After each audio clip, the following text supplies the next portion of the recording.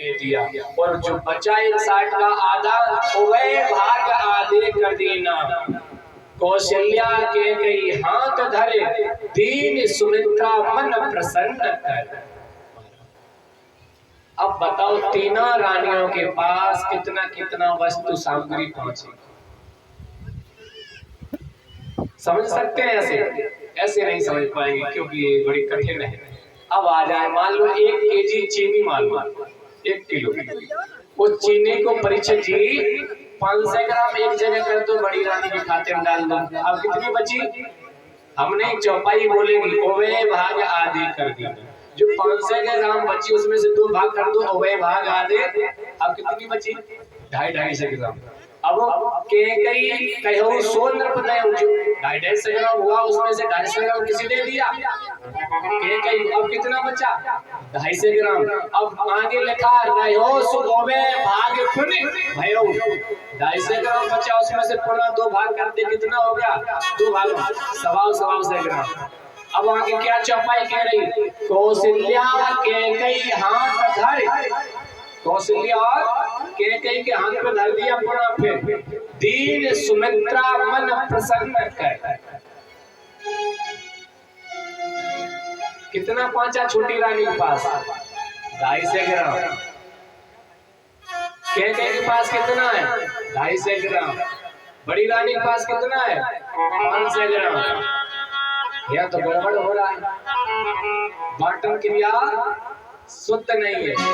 अब ध्यान दें, अब चलो आनंद रामायण उठा लो, किसी ने अगर पढ़े हो आनंद रामायण घुस के देखो।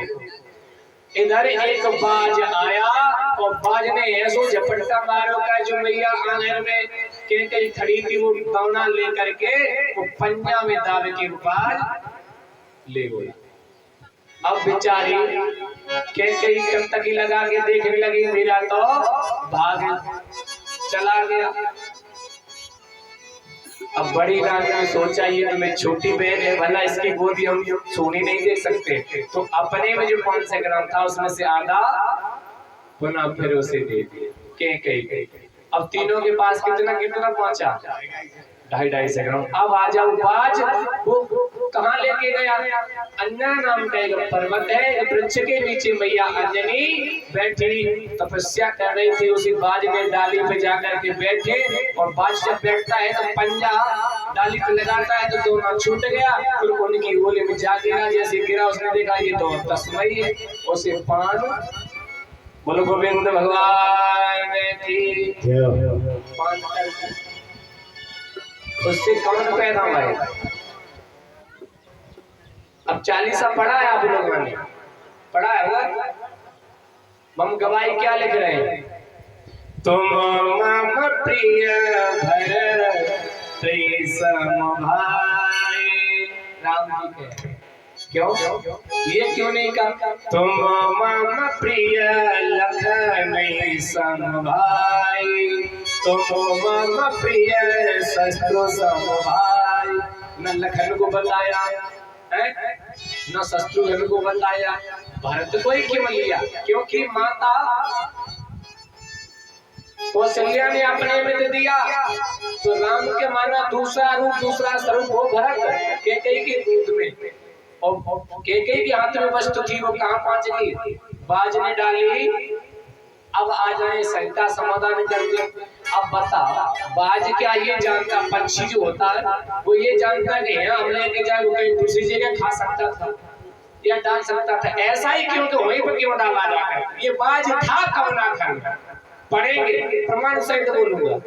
पूर्व काल में ये बाज नहीं था। ब्रह्मा जी के सभा में नृत्य कला चला करती थी, तो वहां पे नृत्य कला में ये एक सुरग की अप्सरा थी। जब ढोल और मृदंग बजता है तो सुर का धिनता धिनता धिनता धिनता करना धिनता, जो भी शब्द होते हैं सुर होते हैं ताल के मृदंग के, वो ताल पे वो अप्सराएं नाच किया करती थी। तो उसी एक गंधर्व अक्षमा सभा में आ गया। उस गंधर्व की छवि को देख करके वो मुग्ध हो गई। वो ताल पे जान नाच रही थी, वो नृत्य उसका बंद हो गया एक क्षण के लिए, ताल कट गई। तो ब्रह्मा जी बैठे थे, उन्होंने कहा दुष्टा, तू बाजो पक्षियों की तरह तेरी निगाह इधर उधर घूमती है, जा मैं तुझे श्राप देता हूँ, जा तू पक्षी बाज बन। उसने कहा अरे महाराज थोड़ी सी गलती पर इतना बड़ा डर, महाराज क्षमा कर दो हमें। बोले अभी तो समय नहीं। बोले कैसे? हमारा उद्धार बता। बोले त्रेता में जब राम का जन्म की क्रिया बनाई जाएगी, उस समय तुम अयोध्या में जाकर के भ्रमण करना, और जब हमें दिया जाए तो गांव के पन्नियों में और अंजना नाम के पहाड़ पर डाल देना जा करके। महाराज अंजना ग्रहण करेगी तो महाराज वहीं से तुम्हारा उद्धार हो जाएगा, पुनः स्वर्ग में अप्सरा बन करके फिर आ जाओगे। बोलो गोविंद भगवान की। शंका हो तो आनंद रामायण में पढ़ ले। दूसरी बात, अंजना ने शंकर जी की 12 वर्षों तक तपस्या की थी कि प्रभु जी जब 12 वर्ष तपस्या की, शंकर जी प्रसन्न हो गए, हमें कुछ दो, मांग लो देवी, क्या मांगो? बोले प्रभु अगर देना चाहते हो अपने स्वरूप जैसा आपका अंश वंश हमारे उधर से पैदा हो। बोले तथास्तु, लेकिन अभी नहीं, आगे समय त्रेता का आएगा, उस समय तुम्हारी मनोकामना पूर्ण हो जाएगी। बोलो गोविंद भगवान की। तभी एक चौपाई और शंकर सुवन केसरी नंदन तेज प्रताप, कई एक विद्वान के मत है, ऐसे मत घुमड़ के सब एक जगह लगे हैं आकर के। इधर रानियों को दिया, सभी ने वो ग्रहण प्रसाद किया। धीरे धीरे जात से हरे घर में आए, शुक्ल लोग सब मत छाए। आज महाराज समय बीता है, समय के अनुसार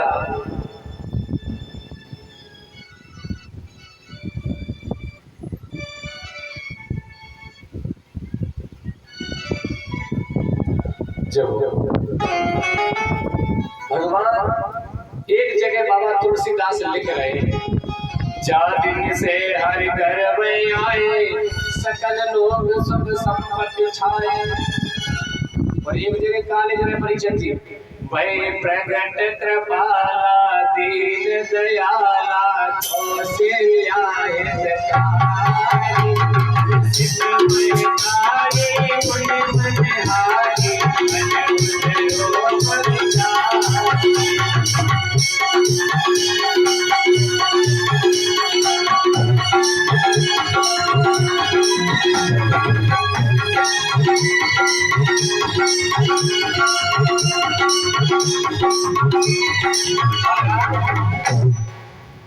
एक जगह कह रहे भगवान की कृपा से, बोले जा दिन से हरि घर में आए, सकल लोक सुख संपत्ति छाए। और एक जगह लिख रहे, बोले भगवान घर में नहीं जाता है तो कहाँ? बोले भाई प्रगट कृपाला, बोले प्रगट हुए। अब दोनों बातें क्यों? क्या दोनों हाथों से कलम चला रहे थे बाबा तुलसीदास? एक जगह गर्भ में प्रवेश कर रहे हैं और एक जगह कर नहीं, ब्रह्म कवि गर्भ में नहीं जाता है। तो उन्होंने लिखा, बोले सुनो, कुछ लोग होते हैं निरंकारी आर्य समाज, वो केवल साकार को नहीं मानते, और कुछ होते हैं लोग साकार, वो कहते भगवान के भी निराकार नहीं, तो साकार होता है। बोले जो जिसमें रमा, बोले भाई जो साकार है वही निराकार है, जो निराकार है वही साकार। बोले कारण इसका समझाने की कोशिश करें। बोले जल देखा है आपने, जल तो सबने देखा, पीते हैं। जल का कोई आकार होता है, जल का कोई आकार, जैसा पात्र लोगे और जैसे में आप भर दोगे वैसा ही आकार। दूसरी बात, वही जल को लेकर के आप फ्रिज में रख दो, परिचय किसमें, तो क्या होगा?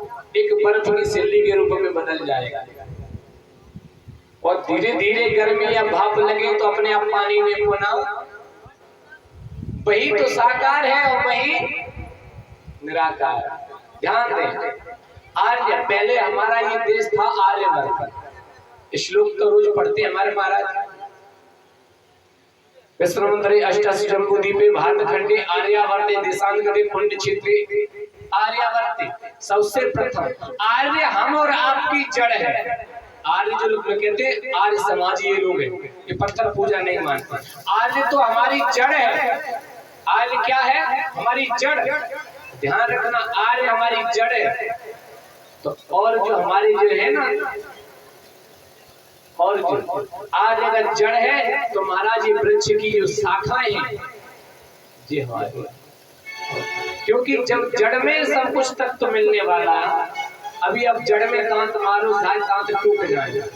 और डाली जो है, जब डाली जड़ से निकलती है, जो शाखाएं हैं राम कृष्ण का, ये उनकी परम पिता परमात्मा की एक शाखा के रूप में प्रज्वलित हुई। शाखा जब इधर उधर होती है तो डाली में महाराज एक फूल आता है, फूल से महाराज तब फल प्रकट होता है, तब फल हमको वो प्राप्त होता है।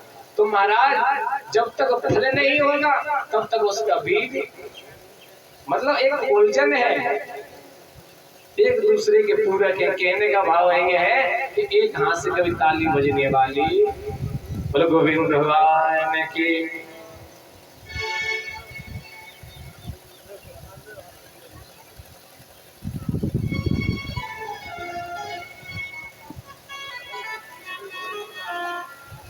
ध्यान दें कलश वाली बहन, आज तो भैया कलश वाली बहनों की फूल है, लॉटरी लग रही कृपा हो रही ठाकुर जी की। कोई भैया लोग सम्मान करना चाह रहे हैं तो आप लोग जितनी कलश भरने वाली बहना है वो एक साथ खड़ी हो जाए।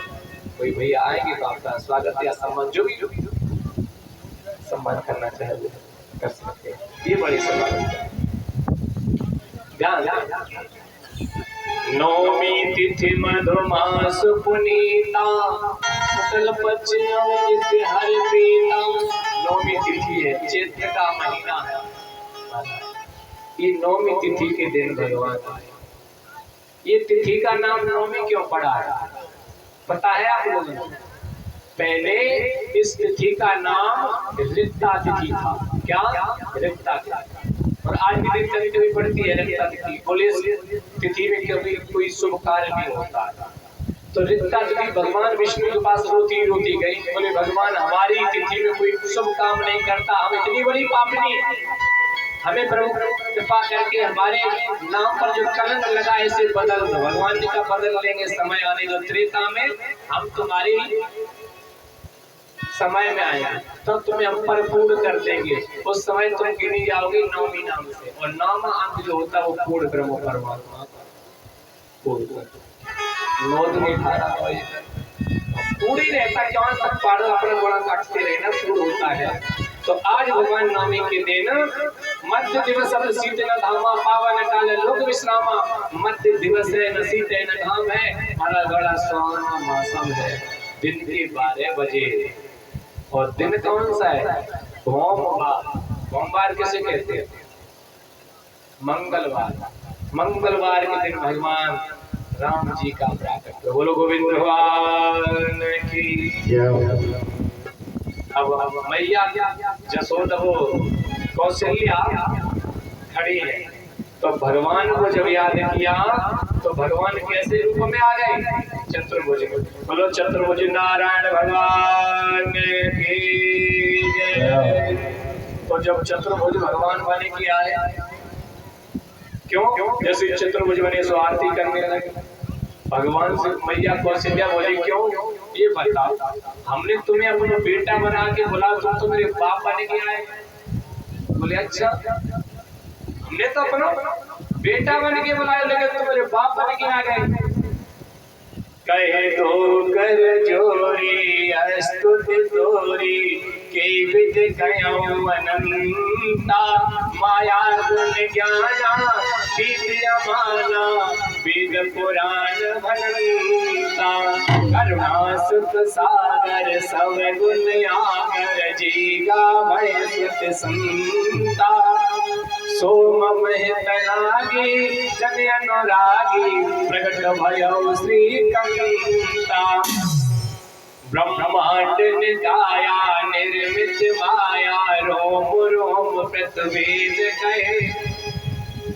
ब्रह्मांड निकाया निर्मित माया, मानो उनके रोम रोम में करोड़ों ब्रह्मांड लुढ़क वही पिता परमात्मा के दर्शन किए हैं। मम उर सुभासी है उपहासी सुनत धीर मत थिर न रहे। कहे गोय कर कथा स्वाई मात बुझाई जेई प्रकार सत प्रेम लय माता बोली सोमत डोली तजो ताती है रूपा। बोले ये रूप नहीं चाहिए, बोले बच्चा बन जाओ छोटे से लाला। तब तो कोई जाने का तो लाला को जन्म भयो। भगवान बोले हमें बच्चों बनने पड़ो। बोले बिल्कुल कीजिए शिशु लीला है, कीजिए शिशु लीला है। बड़ी छोटे से बच्चे बन जाओ। भगवान छोटे से बच्चा बन गए माता बहनों। जब बच्चा बन गए तो गोदी में लिटाए लो। अब मैया बोली तारी तारे रो तो। बोले क्यों हमें रोना भी पड़ेगा? बोले बिल्कुल। बोले हम तो ब्रह्म। बोले ब्रह्म हमारे यहाँ ना चलेगी, तुम ब्रह्म को हमारे यहाँ तो लाला बन के आए। भगवान बोले हमें रोना पड़ेगा? बोले बिल्कुल रोना पड़ेगा। बोले अच्छा। बोले क्यों? बोले मृत्यु लोक का ये नियम होता है परीक्षित जी कि जो मैया के उधर से जन्म लेवे तो धरती जमीन पे गिरे वो तो करने लगे, अपने आप छोरा रोने लगे। बोले अच्छा। बोले हाँ तो रोना पड़ेगा। बोले बिल्कुल। जैसे ही वचन सुने मैया के तो भगवान तो भगत के बस में हे भगवान तो रोने लगे। क्या